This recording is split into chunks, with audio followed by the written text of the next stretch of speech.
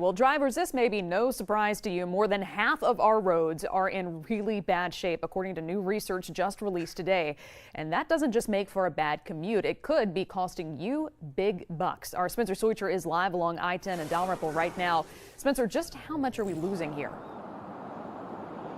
Well, Liz, it sounds like a lot. According to TRIP, which is a organization that does research on transportation, we're losing about $2,300 per year when you factor in current road conditions and the amount of time that you sit in traffic.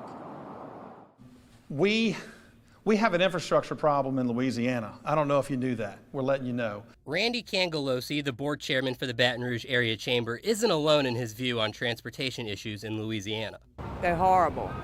All the city streets everywhere are horrible, horrible, horrible. The interstate is horrible.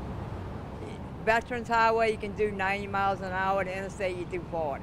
According to our report, roads and bridges here in Baton Rouge that are deteriorated, congested, and that lack some safety features cost each driver nearly $2,300 every year. That amounts to a total of $6.9 billion statewide. That report from TRIP, a transportation research nonprofit, also says that 61% of the roads here in Baton Rouge are in poor or mediocre condition. I would imagine that a auto shop in Louisiana is probably the best business you could have. Yeah. Thanks to these roads, they keep us pretty busy. The report says that here in Baton Rouge, we spend almost 2.5 days every year just sitting in traffic. If you don't get on the interstate before like 2 and between like 5, you're gonna be sitting there, but you gotta have some gas. The report claims we spend nearly $730 a year in repairs to our cars because of the Baton Rouge roads. Cangelosi says there isn't enough funding to fix those roads, but he has a suggestion that's already been debated and defeated. We need a gas tax.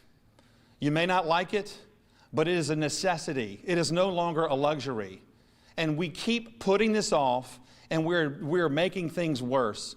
Now, TRIP does these studies for all 50 states, and they say that we also have the 5th highest fatality rate on our roads as well. Reporting outside on I-10 by Dalrymple, Spencer Soicher, WAFB 9.